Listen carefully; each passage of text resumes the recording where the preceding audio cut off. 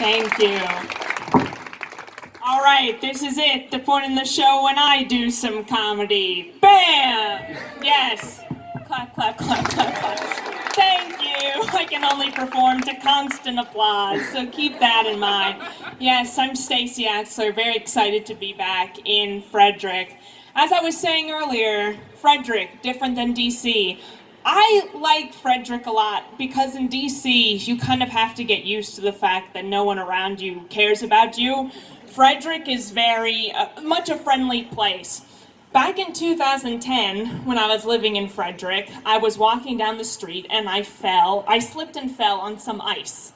And you would not believe it, like 10 people came to my aid all at once. You know when you do something and you don't want anyone to help you? That's when people will help you the most, when you don't want help. When you're like, please, no one noticed this. 10 people will come to your aid, being like, ma'am, do you need something? And it's like, no, I'm fine. DC's not like that at all. It's like the place where if you need help, you you don't get it. So that's good though, because in DC, I've learned to always be prepared. In DC, I always bring an extra umbrella with me in case I forget my umbrella at home. Good thinking! So sometimes I have 2 umbrellas with me, but I always have at least 1 umbrella with me. A few weeks ago, you might remember this day, it was raining really hard. So I was walking down 14th Street, if anyone's familiar with it, and there's a point in 14th Street where you get to this intersection between 14th Street and U Street, and it was raining very heavily for about 20 minutes. And I see this woman next to me getting really rained on, and she had no rain protection. And I was like, haha, this is when my extra umbrella will actually come to use. So I burst through the crowd of people that were separating me from this woman, and I was like, ma'am, do you want my spare umbrella? And she looked at me and then she said, it's too late.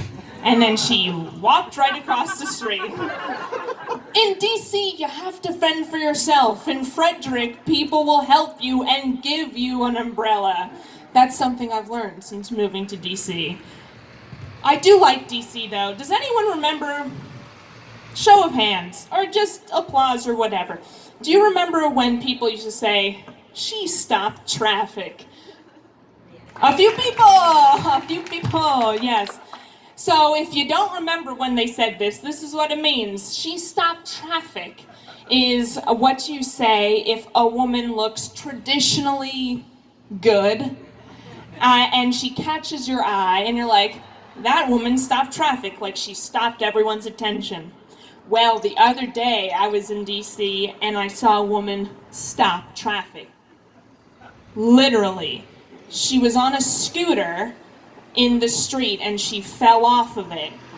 And all of the cars around her stopped and people got out of the cars to see if she was okay. She was. She stopped traffic. She stopped it. Listen, everyone, who here, again, show of hands or applause, whatever you prefer. Who here is a people person? Who here is okay, a few people. In the back row. Interesting choice, back row man. Everyone else is like, no, people suck. I can't even believe I'm at this sold out show right now. Get me out. I understand. I'm a people person with a qualifier. I'm a people person unless that person happens to be rude or upsetting or insensitive, which unfortunately is most people. But I do like people. But I feel like at this point in my life, I much prefer the company of inanimate objects. Like books. Books are great. I like books a lot. I have a really intimate relationship with books. I sleep with them. Maybe you do too. You go to bed to read a book, and then you happen to fall asleep with your book right next to you. And it's always such an interesting thing when your book changes positions in the middle of the night, like you've accidentally pushed it with your body. And then you wake up and you're like, where's my book? And you move your covers and you're like, there you are, little book. Books are great, and they're super surprising. Once I was in a library, and this is a testament to how people love books. I was in a library, and I was looking for a reference book, and instead of the book I needed, I found a used condom in the aisle. So what did I do? I called the librarian, and I was like, listen, couldn't find my book, but I found this other thing. And she didn't believe me. She's like, no, that can't be. I was like, I don't know much, but pretty sure this is a used condom. She went to check it out. She's like, oh, you're right. Anyway, she found 2 rulers in the back, and she grabbed it with the rulers and put it in the garbage can. Makes you wonder, what else is on those books? You never know. Anyway, something to take home with you. Think about. Please don't, actually. Even me thinking about it, I'm like, why did I bring this up? Who knows? Comedy. It'll take you to different places. Father's Day's coming up. Everyone ready? Have different little cards and gifts prepared for the person you're celebrating with? If you're not celebrating, that's okay. Thank you, one person. Everyone else, get on it. It's creeping up faster than we can expect. Does anyone else get irritated when you see an advertisement, and the advertisement's like, buy this one thing and you will get a free gift if you buy it? It's like, how selfish do you think I am? You think I can't buy my own gift? You think you have to incentivize this gift for me? But I do appreciate the gift. Everyone, I had an experience. This happened a few months ago. This actually happened last summer. I was here. I wasn't going to bring it up, but I'm going to bring it up now. And this is it, everyone. Here we go. I listen to music, okay? Not ashamed to admit it. I use YouTube because I'm an old-fashioned gal, and I don't want to buy or download another app. YouTube has a lot of ads now. Everyone does YouTube Red, or they do another thing. I don't do any of that, so I get a lot of ads. So I'm used to advertisements breaking up my music. So, a few months ago, I was listening to music, and an advertisement came on at the end of my song that I was listening to.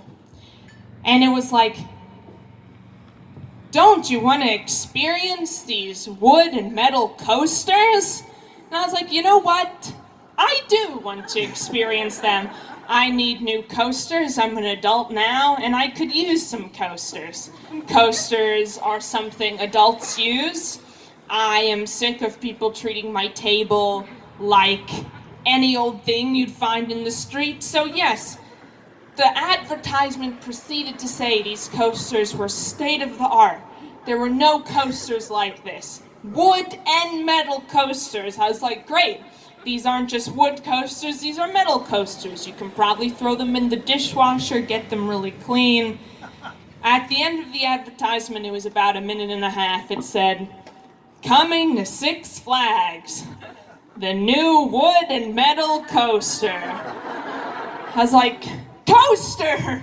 This is a roller coaster! We're not talking about drinkware here. Six Flags. Who knew? I really wanted some coasters. Haven't been to Six Flags since. Still waiting for some coasters. Does anyone else notice that the one thing we have so much in this universe is space?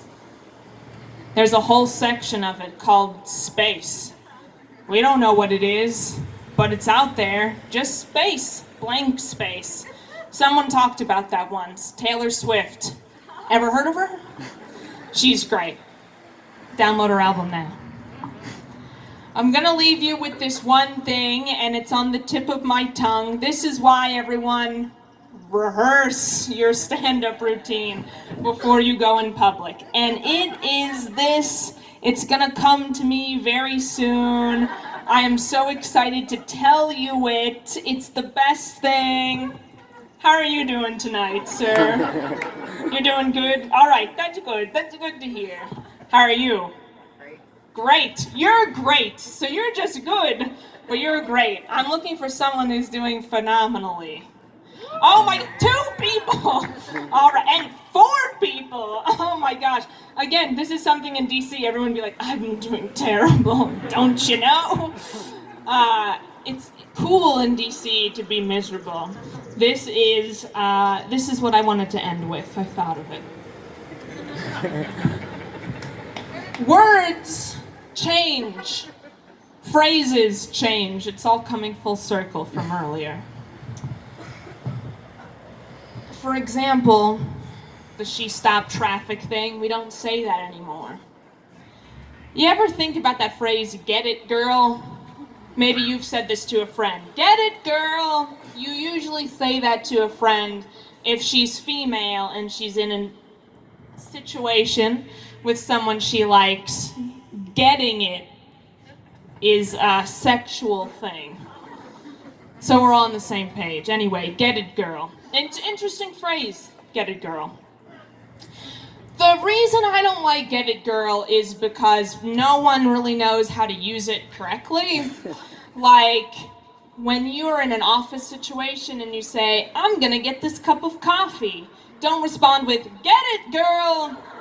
That's not what we're talking about. Like, that's not it.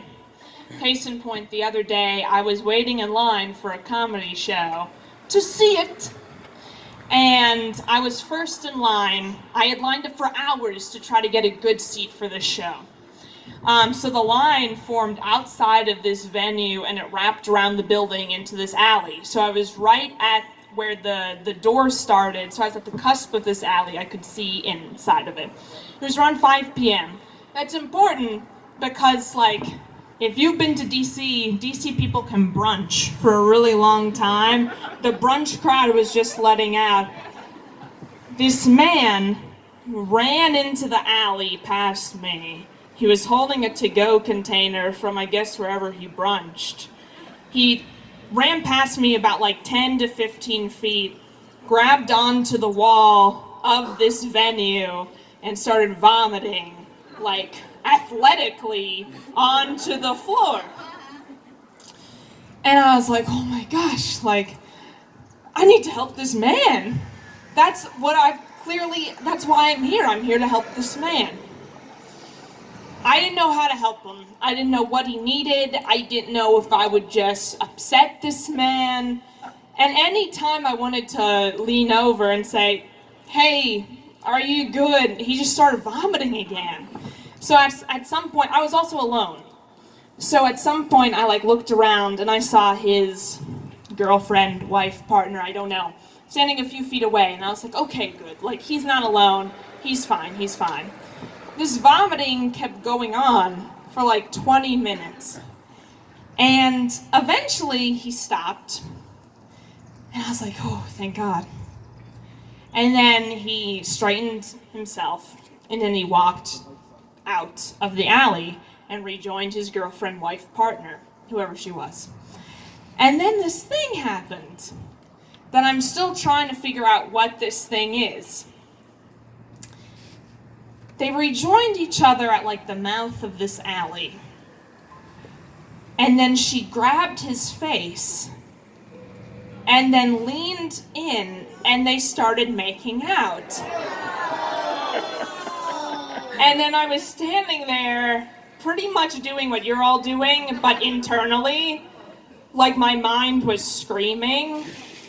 And then this group of other brunch goers from a different brunch walked by, and one of the girls of that group leaned over and was like, get it, girl, to the girl who was making out with this vomit man. And I was like, no! You don't know what I just saw. This man vomited for almost a half hour. Anyway, then they left. And then another particular thing happened. People started lining up for this show behind me. And I knew any second now people would be standing in this vomit. So it would probably be up to me to say something. I didn't say anything about it. I thought about it. I wanted to. It was on the tip of my tongue, like there's vomit on the ground. But also, people should have seen. Vomit? No one saw it. Anyway, we've all moved on, I guess. But when you think about the street, there's a lot of dirty things, and that's why they invented shoes. I'm so excited to introduce this next performer.